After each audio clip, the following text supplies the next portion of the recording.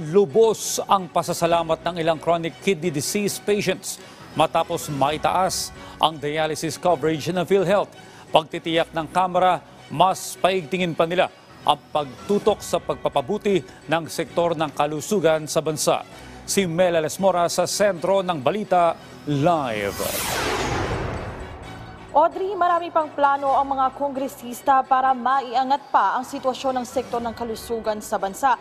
Kamakailan nga isa sa mga talagang napaigting pa na sitwasyon sa kalusugan ay ang pagtataas ng dialysis coverage para sa mga PhilHealth at dito nga sa mga pasyente na gumagamit ng dialysis. Kaya naman yung mga nakausap nating mga pasyente, abot-abot ang pasalamat.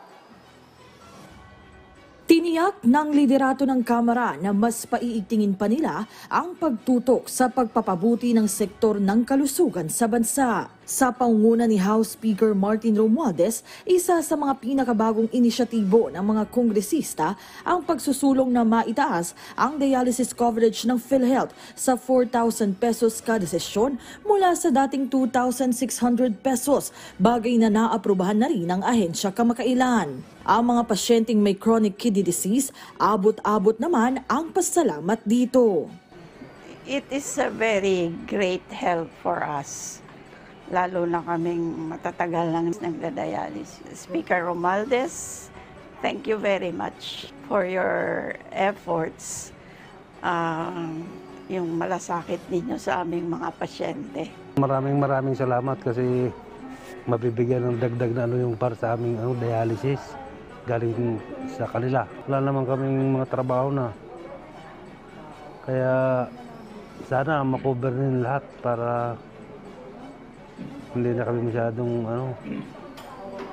mamroblema. Sa isang pahayag, kinilala ni House Deputy Majority Leader Erwin Tulfo ang mabilis na pag-aksyon ng PhilHealth sa issue. Pagtitiyak niya, marami pang plano ang Kamara para mas mapaganda at mapagaan ang buhay ng ating mga pasyente. Sa isang press conference, sinigundahan din ito ni House Deputy Majority Leader Jude Asidre. I think pinakamalaking impact dyan talaga ang pinupush natin na overall review ng charter ng PhilHealth.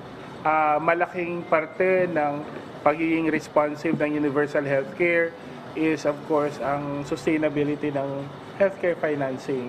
May mga certain legislative limitations kasi based on the charter ng PhilHealth na ating nire-review in line with its role as being the financing arm for universal healthcare. Kapag nagbalik sesyon na ang Kongreso sa Hulyo, sabi ni Asidre, pag-iibayuhin din nila ang pagtalakay sa mahalagang usapin ngayon.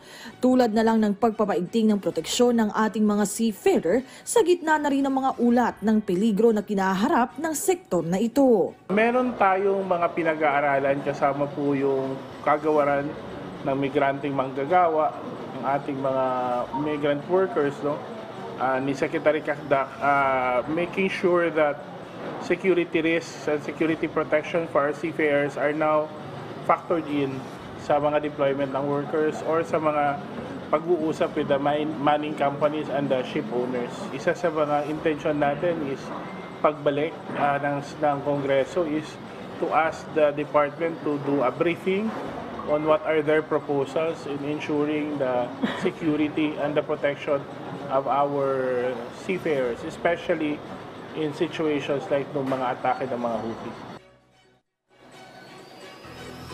Audrey, bukod nga sa paghahanda para sa pagbabalik sesyon ng Kongreso, isa sa talagang lubos din na tinututukan dito ngayon sa Kamara ay ang preparasyon para sa nalalapit na 2024 State of the Nation Address ni Pangulong Ferdinand R. Marcos Jr. Kanina nga, Audrey, maibahagi ko lamang din ay nag-ikot dito si House Secretary General Reginald Velasco para talagang i-oversee yung mga paghahanda dito sa Kamara. Anya, nakausap niya nitong weekend si Pangulong Ferdinand R. Marcos Jr. At nabanggit niya sa Pangulo na maraming nagsisignify ng interest na dumalo sa SONA nga ngayong taon. At sabi nga ng Presidente, ang bilin daw ni Pangulong Marcos ay i-accommodate as much as possible itong mga nagnanais dumalong mga grupo at mga opisyal sa pamahalaan. At Audrey, kanina nga rin ay nakita din natin na yung mga parts ng SONA ng Kamara ng Batasang Pambansa na ni-renovate at inaayos para sa SONA talagang patapos na. Kaya sa ngayon nga, ang sabi ni Secretary General Velasco, Pasko